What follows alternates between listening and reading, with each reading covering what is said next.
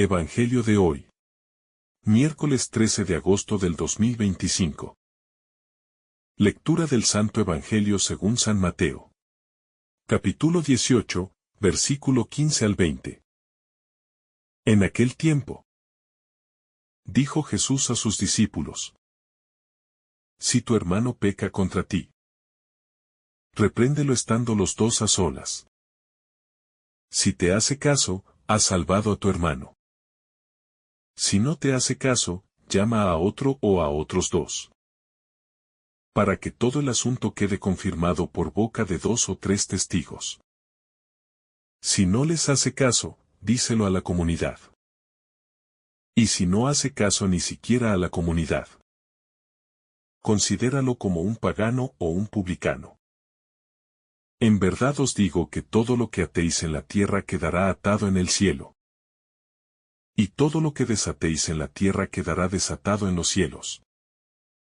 Os digo, además, que si 2 de vosotros se ponen de acuerdo en la tierra para pedir algo, se lo dará mi Padre que está en lo cielo. Porque donde 2 o 3 están reunidos en mi nombre, allí estoy yo en medio de ellos. Palabra del Señor. Gloria a ti, Señor Jesús. En este pasaje del Evangelio según San Mateo, Jesús nos enseña una de las lecciones más profundas sobre la corrección fraterna. El amor verdadero y la responsabilidad que tenemos unos con otros en la vida comunitaria. Y al escucharlo, comprendemos que su mensaje no es una simple instrucción de convivencia, sino una invitación a vivir en un nivel más alto de caridad y compromiso mutuo.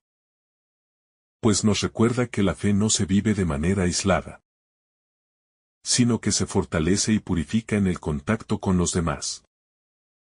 Y que la corrección fraterna no es un juicio arrogante, sino un acto de amor que busca el bien y la salvación del hermano. Entendiendo que Dios quiere que nadie se pierda, sino que todos alcancemos la vida eterna. Lo cual exige paciencia, humildad y oración constante. Cuando Jesús dice que si tu hermano peca contra ti, vayas y le corrijas a solas, nos está invitando a actuar con prudencia y respeto, evitando la humillación pública y el escándalo innecesario. Porque la meta no es exponer las faltas ajenas, sino restaurar el vínculo roto, sanar la herida y devolver la armonía. Y este gesto inicial ya refleja la misericordia de Dios, quien se acerca a nosotros con ternura para corregirnos sin destruirnos. Como un médico que cura con delicadeza una herida profunda, sabiendo que la sanación empieza por el amor y no por la condena. Y que el verdadero triunfo es ganar al hermano para la paz, no perderlo en un enfrentamiento. El Señor nos muestra que si ese hermano no escucha, entonces debemos llamar a 1 o 2 testigos para que toda palabra quede confirmada.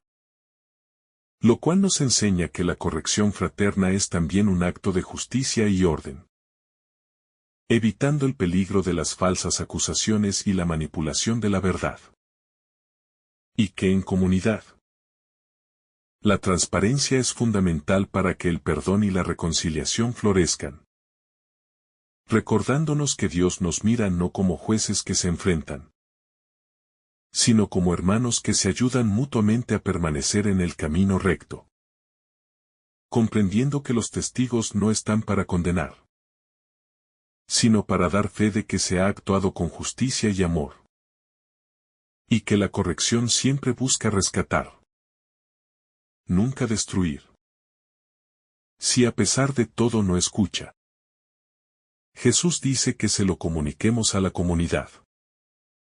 Y esto nos revela que la iglesia no es solo un lugar donde se reza y se celebra, sino una familia donde nos cuidamos, donde la unidad se protege y se defiende, y donde cada uno es responsable del otro.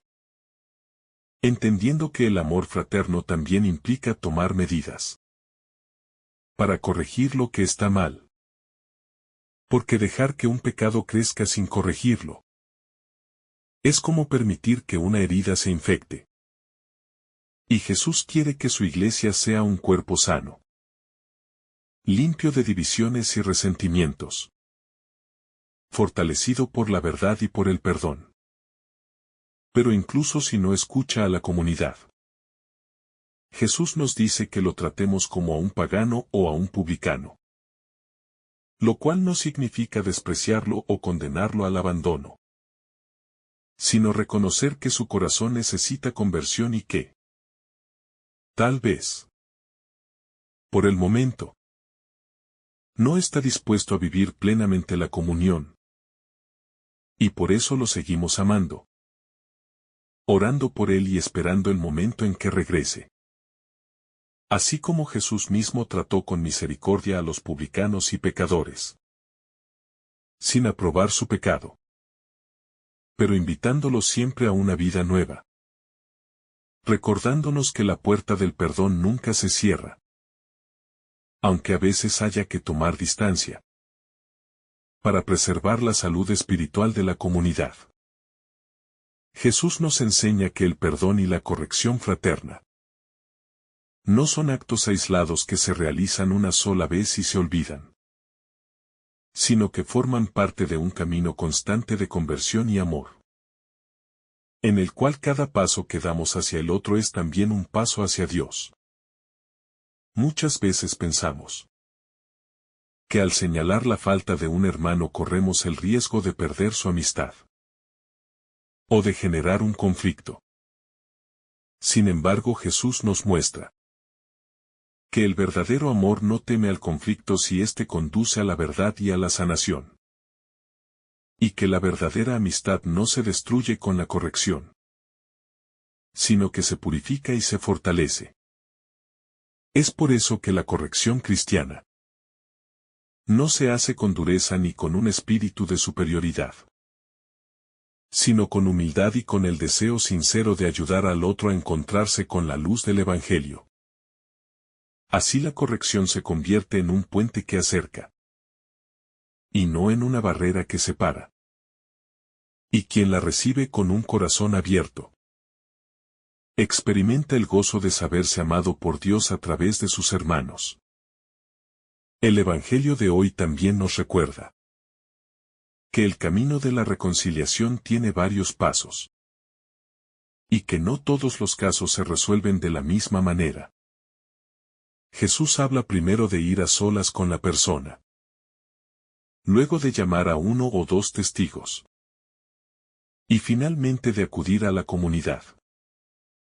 Esta progresión revela una profunda sabiduría pastoral, pues nos invita a no exponer públicamente las faltas de los demás si no es estrictamente necesario, sino a darles la oportunidad de recapacitar en un clima de discreción y respeto.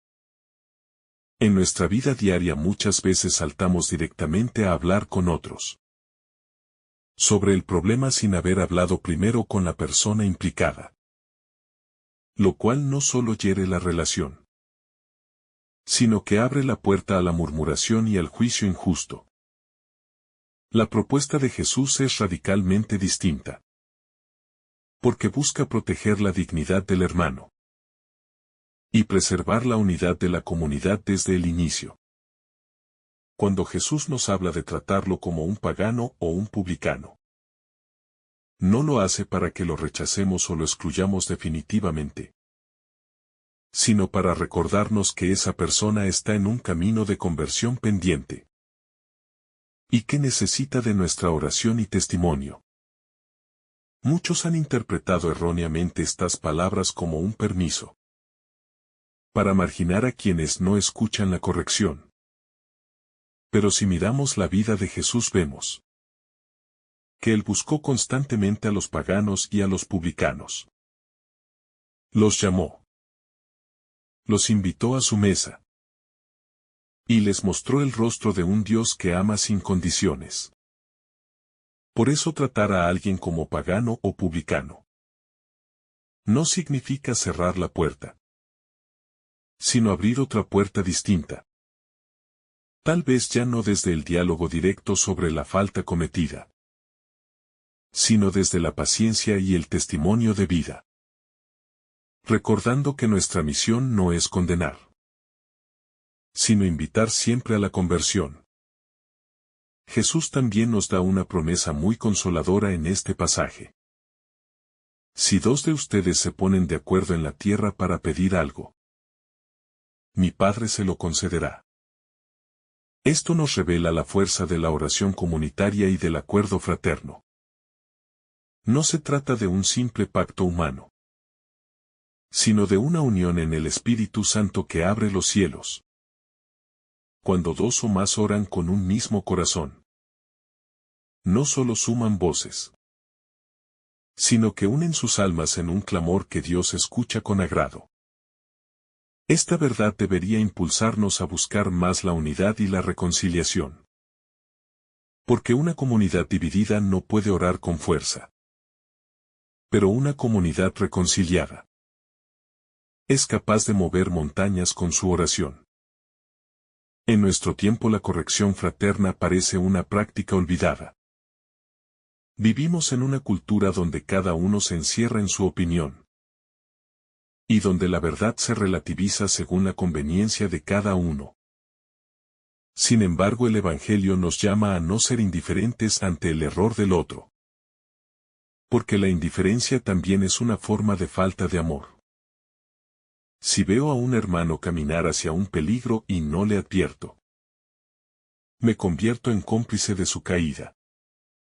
Pero si con humildad y respeto le señalo su error, le ofrezco una oportunidad para detenerse y volver al camino. Así la corrección deja de ser un acto incómodo y se convierte en una obra de misericordia.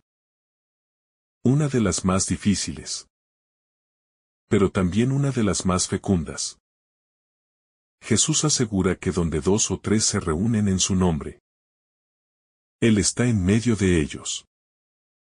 Y esto nos recuerda que la presencia de Cristo no depende de grandes templos ni de multitudes, sino de la comunión sincera entre los creyentes. Una reunión de dos o tres que buscan la voluntad de Dios con un corazón limpio es más poderosa espiritualmente que un encuentro masivo sin amor. Por eso las pequeñas comunidades, los grupos de oración, e incluso las reuniones familiares donde se invoca a Jesús con fe, se convierten en lugares donde el cielo toca la tierra, y donde las heridas pueden comenzar a sanar. Esta promesa también nos llama a valorar los encuentros sencillos. Porque allí, muchas veces sin que lo notemos, Jesús está actuando con poder. La corrección fraterna requiere discernimiento, pues no todas las faltas se corrigen de la misma manera.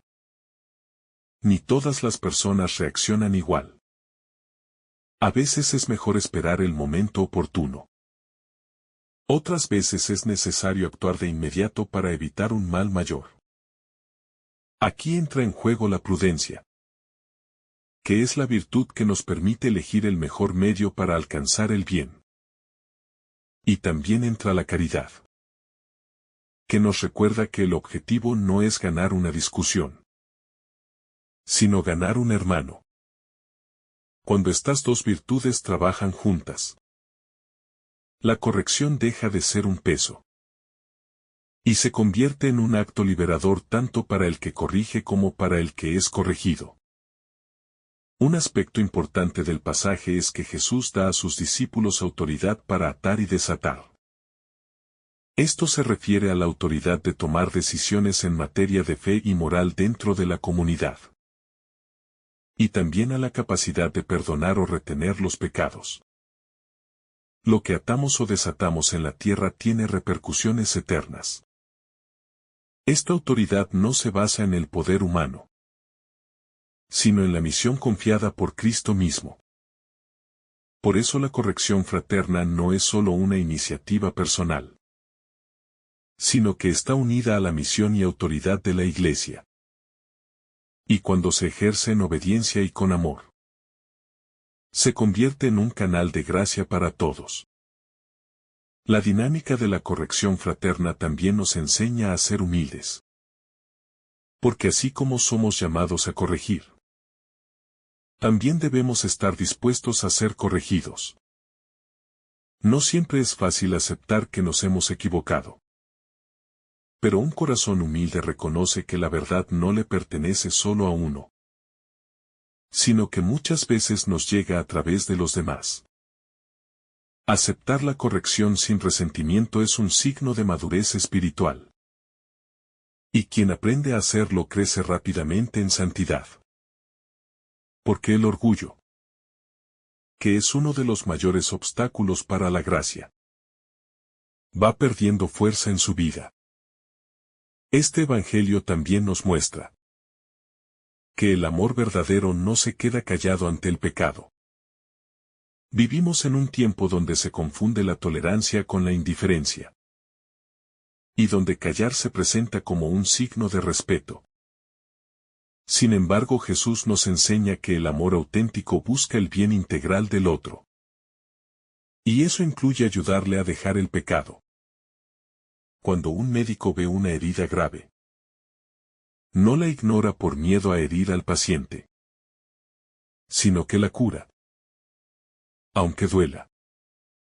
De igual modo, el cristiano no puede ignorar las heridas espirituales de sus hermanos, sino que debe ofrecer el remedio de la verdad y de la gracia. Jesús nos invita a entender que la corrección fraterna es una obra de misericordia espiritual. Así como dar de comer al hambriento es una obra de misericordia corporal. Corregir al que yerra es un acto de amor que alimenta el alma con la verdad. No siempre veremos resultados inmediatos. Y a veces incluso recibiremos rechazo. Pero la semilla de la palabra de corrección queda sembrada. Y en el tiempo de Dios puede dar fruto abundante. Lo importante es que nuestra intención sea pura. Y que nuestro corazón esté lleno de caridad. Porque sin amor, toda corrección se convierte en simple crítica.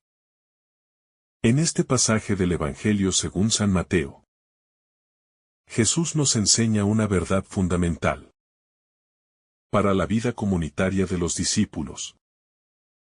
Y es que la corrección fraterna no es un acto de juicio o condena, sino un acto de amor que busca rescatar al hermano que ha caído o se ha extraviado, mostrando así que en el reino de Dios la preocupación por la salvación del otro es una responsabilidad compartida, donde cada miembro de la comunidad es guardián del bien espiritual de los demás, y donde el silencio o la indiferencia frente al pecado ajeno no es prudencia, sino descuido. Porque el amor verdadero siempre se traduce en acciones concretas que buscan el bien del otro, incluso cuando esas acciones son incómodas o exigen valentía. Y Jesús nos recuerda que el fin de este proceso no es humillar, sino ganar al hermano para la vida eterna. La instrucción de ir primero a hablar a solas con el hermano que ha pecado nos revela un principio de respeto y discreción, ya que el Señor nos llama a evitar el escándalo público y la exposición innecesaria de las faltas de los demás. Porque sabe que el corazón humano es frágil, y que las heridas provocadas por la vergüenza pueden endurecer aún más el espíritu. Por eso la corrección debe ser como el trabajo de un médico, que cuida de no empeorar la herida mientras la sana, con palabras que sean verdaderas pero cargadas de misericordia, evitando la ironía o el desprecio, y buscando siempre el momento y el tono adecuados, para que la exhortación sea escuchada y aceptada, de manera que el hermano pueda reconocer su error y regresar con alegría a la comunión de la comunidad. Cuando Jesús dice que, si el hermano no escucha en privado, debemos llamar a 1 o 2 testigos, nos está invitando a vivir la corrección fraterna en un espíritu de justicia y verdad. evitando caer en malentendidos o versiones distorsionadas de los hechos. Porque la presencia de testigos no es para humillar, sino para que la situación sea tratada con imparcialidad y respaldo, asegurando que el diálogo sea transparente y que la verdad prevalezca sobre las interpretaciones subjetivas. De modo que la meta siga siendo la reconciliación y no la derrota del otro. Recordando que en el reino de Dios ganar a un hermano es más valioso que cualquier victoria argumentativa o legal. Si ni siquiera ante los testigos el hermano se abre al arrepentimiento, Jesús manda llevar el asunto a la comunidad. Lo cual nos recuerda que la Iglesia no es un conjunto de individuos aislados, sino una familia espiritual en la que las decisiones se toman con sentido de cuerpo, donde el bien de uno afecta al bien de todos, y donde la exclusión temporal de un miembro no es un castigo vengativo, sino una medida medicinal para que la persona recapacite y vuelva. Porque incluso cuando alguien es tratado como un pagano o publicano, Jesús mismo nos mostró que eso no significa odio, sino un llamado a evangelizar y a seguir amando al que se ha alejado, esperando el momento en que su corazón se abra nuevamente.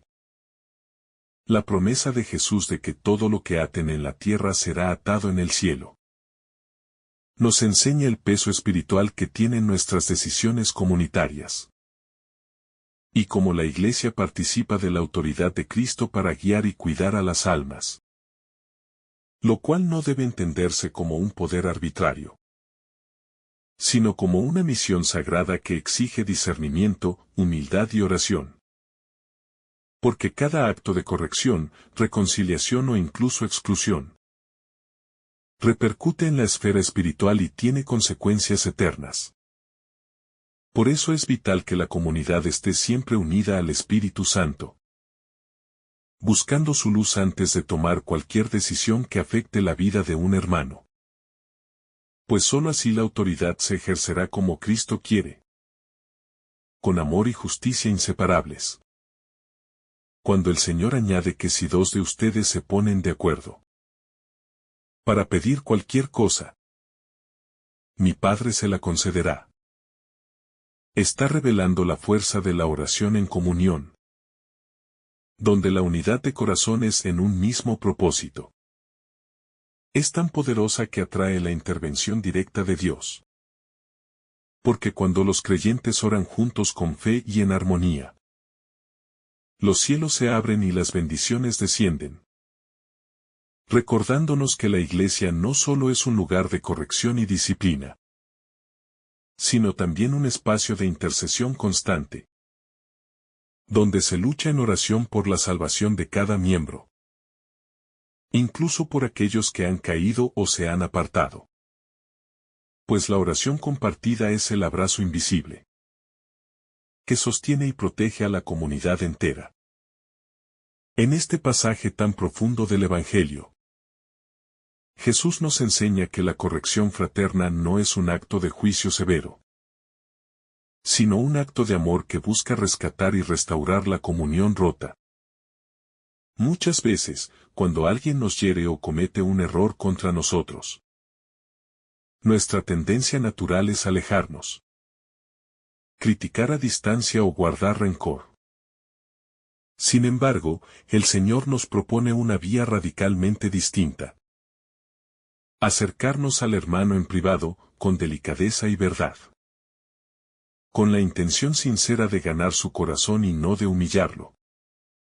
Porque en el fondo, lo que está en juego no es quién tiene razón, sino la unidad del cuerpo de Cristo. Y esta unidad solo se preserva cuando el amor es más fuerte que la herida recibida.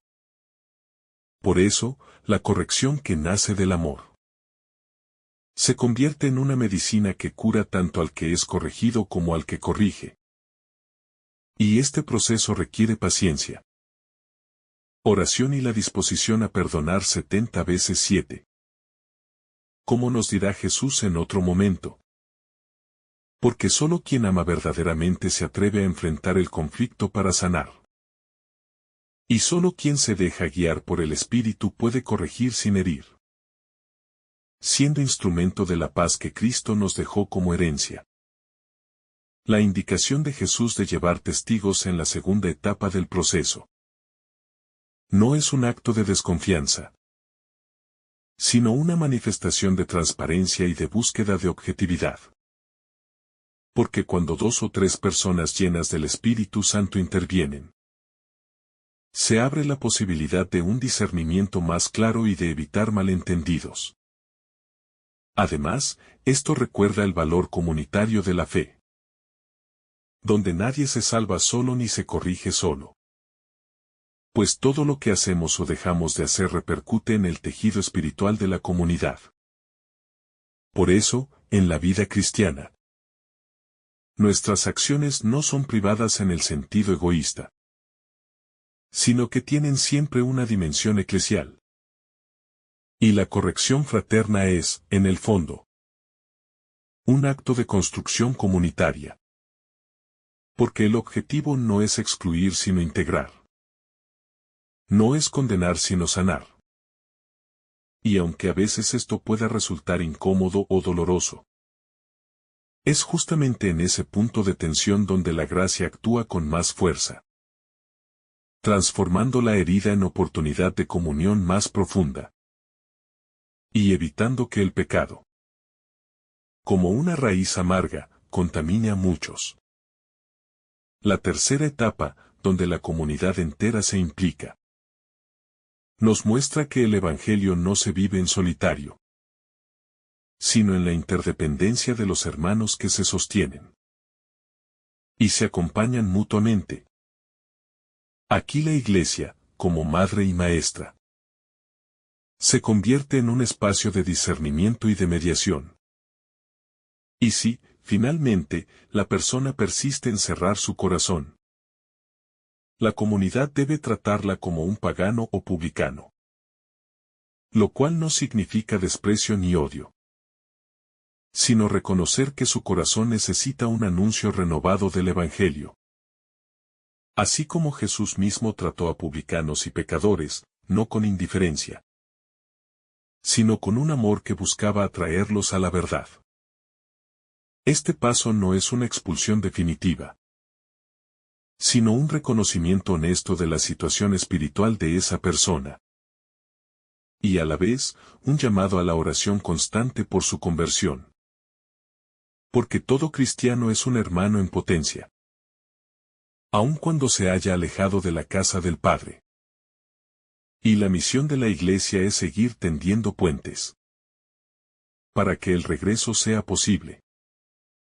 Jesús concluye este pasaje con una promesa de autoridad espiritual a la comunidad reunida en su nombre, recordándonos que lo que atemos en la tierra quedará atado en el cielo, y lo que desatemos quedará desatado. Lo cual nos lleva a comprender que nuestras decisiones pastorales no son simples acuerdos humanos, sino realidades que tienen resonancia eterna. Por eso, la corrección fraterna no puede tomarse a la ligera ni aplicarse desde un ánimo caprichoso, sino siempre desde un discernimiento orante y comunitario.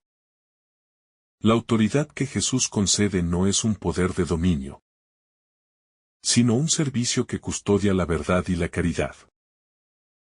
Y es precisamente en esa combinación de firmeza y ternura donde se revela la auténtica autoridad evangélica. Además, cuando la comunidad ejerce esta autoridad en obediencia a Cristo, se convierte en un signo visible del reino. Porque muestra al mundo que la reconciliación no es solo posible, sino deseada y promovida. Y que el amor siempre tiene la última palabra sobre el pecado. El pasaje también nos introduce en el misterio de la presencia de Cristo, en medio de los que se reúnen en su nombre, lo cual es la base de toda acción pastoral y comunitaria. Porque sin esa certeza, Todo intento de reconciliación quedaría reducido a una estrategia humana. Pero con esa certeza, cada encuentro, cada diálogo y cada esfuerzo por sanar heridas se transforma en un espacio sacramental donde Cristo mismo actúa. Su presencia no es simbólica ni distante, sino real y operante. Y esta promesa de donde 2 o 3 están reunidos en mi nombre, allí estoy yo es una fuente inagotable de esperanza. Porque nos asegura que nunca estamos solos en el camino de la comunión. Aun cuando el conflicto parezca insuperable o la reconciliación improbable. Ya que la fuerza del resucitado se manifiesta con mayor poder en medio de nuestra fragilidad. Y convierte nuestros pequeños gestos de perdón en semillas de vida eterna. En este pasaje del Evangelio según San Mateo, Jesús nos enseña sobre la importancia de corregir con amor. Y de buscar siempre la reconciliación. Él presenta un camino claro, lleno de paciencia y respeto, que comienza en la intimidad del diálogo personal, sin exponer al hermano ni humillarlo, y que avanza con prudencia si no se logra la escucha, recordándonos que la corrección fraterna es una medicina espiritual, que sana tanto al que se equivoca como al que interviene, siempre que sea administrada con humildad y oración. La primera indicación que Jesús da es hablar a solas con el hermano que ha pecado. Y esto es profundamente significativo, pues demuestra que el Señor desea preservar la dignidad de la persona, evitando la vergüenza pública y buscando un ambiente donde el amor pueda actuar sin ruidos ni juicios externos. Es un recordatorio de que muchas heridas se sanan en el silencio compartido. Cuando el corazón escucha y el otro percibe que lo que se busca no es condenar sino restaurar. Sin embargo, Jesús prevé que puede no haber receptividad. Y por eso propone un segundo paso. Llevar 1 o 2 testigos. No para presionar, sino para que haya objetividad, claridad en la conversación, y una oportunidad para que el diálogo se vea enriquecido con la mirada de otros, que aman y desean la reconciliación. Esta práctica evita que la corrección se convierta en un enfrentamiento personal, y la transforma en un proceso comunitario de sanación. Si aún así el hermano no escucha, Jesús nos llama a llevar el caso a la comunidad. Lo cual nos recuerda que la fe cristiana es esencialmente eclesial. No vivimos nuestra vida espiritual aislados, sino como miembros de un cuerpo donde las acciones de uno repercuten en todos. Y por eso el cuidado mutuo es una responsabilidad compartida. La comunidad actúa entonces como un espacio donde la verdad y la caridad se encuentran, buscando siempre el bien de la persona y la unidad del cuerpo de Cristo. El Señor también nos habla de una consecuencia fuerte. Si no hay apertura ni siquiera ante la comunidad, considerarlo como un gentil o un publicano.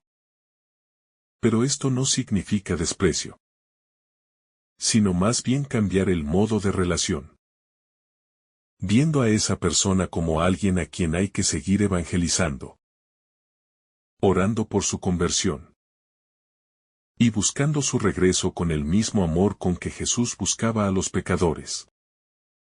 Pues en el corazón de Cristo nunca hay exclusión definitiva. Jesús asegura que lo que atemos en la tierra quedará atado en el cielo, y lo que desatemos en la tierra quedará desatado en el cielo. Estas palabras nos muestran la autoridad espiritual confiada a la Iglesia, que no es un poder para dominar, sino un servicio para liberar, para perdonar, y para traer a los hijos de Dios de vuelta a la comunión. Aquí vemos que la corrección fraterna está íntimamente ligada al sacramento de la reconciliación, donde Cristo mismo actúa a través de sus ministros. También nos recuerda que cuando dos o más se ponen de acuerdo en pedir algo en su nombre, el Padre Celestial lo concederá. Esto nos habla de la fuerza de la oración comunitaria y de la importancia de la unidad en el Espíritu. Cuando corregimos con amor, debemos sostener esa acción con una oración constante, pidiendo la intervención divina y recordando que no se trata de ganar un argumento, sino de salvar un alma. Finalmente, Jesús nos regala la promesa consoladora de que donde dos o tres están reunidos en su nombre, allí está Él en medio de ellos. Esta presencia no es simbólica. Es real y transformadora. Por eso la corrección fraterna no debe darse nunca sin invocar primero su presencia, pues solo Él puede tocar los corazones, iluminar las mentes y obrar la verdadera conversión. En este camino, el amor es el motor y el fin. Corregir sin amor hiere y divide, pero corregir con amor edifica y une. El amor no significa evitar decir la verdad, sino decirla con ternura, con paciencia, y con la esperanza de que la gracia de Dios haga florecer lo que parece seco. Así, la corrección se convierte en un acto de caridad suprema. Este Evangelio nos invita también a examinarnos a nosotros mismos, pues muchas veces somos rápidos para ver la falta del otro, pero lentos para reconocer la nuestra. El que corrige debe hacerlo desde la conciencia de su propia fragilidad, sabiendo que también necesita ser corregido y acompañado. Solo así se evita caer en la soberbia y se permite que el Espíritu Santo actúe con libertad. Que el Señor te bendiga abundantemente en este día. En el nombre del Padre, del Hijo y del Espíritu Santo. Amén. Si esta reflexión te ha gustado, recuerda dar like, dejarnos tu intención en los comentarios y activar la campana de notificaciones para que todos los días recibas estos mensajes. Te saluda tu hermano Joe deseándote un día lleno de bendiciones.